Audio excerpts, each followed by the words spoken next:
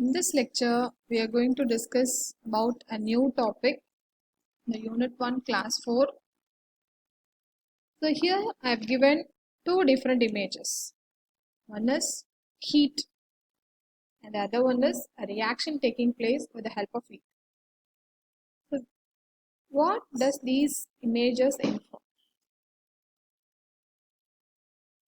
Yes, it is a thermochemistry. And in this unit, the thermochemistry will discuss some of the basic topics and thermochemistry of stable molecules and reactive intermediates. So this is the learning outcome of this lecture. The student will be able to acquire basic knowledge on thermochemistry. So what's the definition for thermochemistry? It's a branch of chemistry which deals with the quantity of heat evolved or absorbed during a chemical reaction. In other words, study of energy or heat in chemical reaction and or physical transformation. We'll study the heat in a chemical reaction or a physical transformation. What is the origin of heat of a reaction? Where does the heat come from during the reaction? The energy from chemical reactions come from breaking or formation of bonds. The thermal changes in a chemical process is governed by two different laws. One is Lavoisier or Laplace law and the other one is Hess law. The Lavoisier and Laplace law states that the enthalpy of decomposition of the compound is numerically equal to the enthalpy of formation of the specific compound with the opposite sign.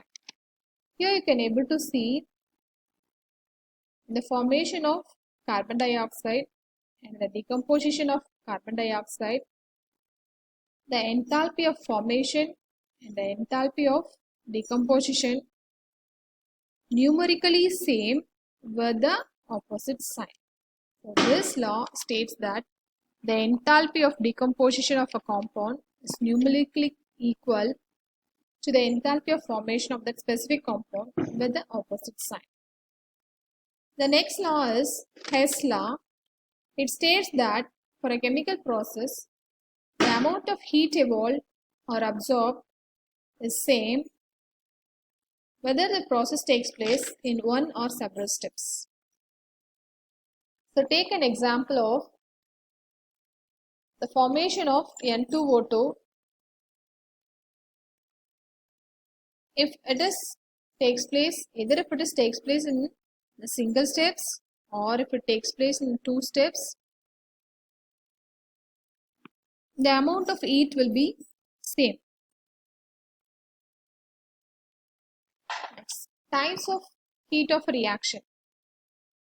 It can be categorized into two different types based on heat released and heat absorbed. If the heat is released during the reaction, it is called exothermic reaction. And if the heat is absorbed during the reaction, it is endothermic in nature. Yes, if the heat is absorbed during the reaction, it is endothermic, where delta H is having a positive sign.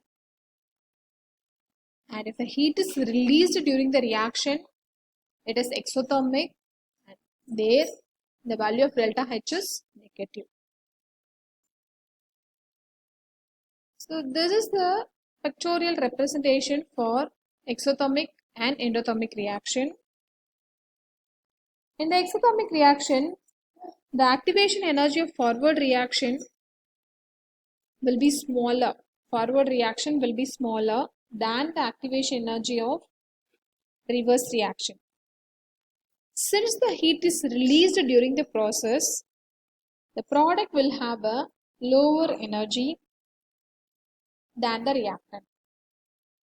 So that is why the value of delta H is negative for the exothermic process. But in the endothermic process, the E of reverse reaction will be smaller. The E of reverse reaction will be smaller when compared to the forward reaction. Since the heat is absorbed during the reaction, the product will have lower activation energy when compared to the reactants. So here the value of delta H, the change in enthalpy, is positive for this kind of reaction. Next, types of heat reactions. There are 4 different types of heat reactions are there. They are heat of formation, heat of decomposition, heat of combustion, and enthalpy or heat of neutralization. First, heat of formation. The heat of formation of a compound may be defined as the quality of heat change during the formation of 1 mole of a substance from this constituent elements. Here they've taken the standard enthalpy of formation of carbon dioxide would be the enthalpy of the following reaction.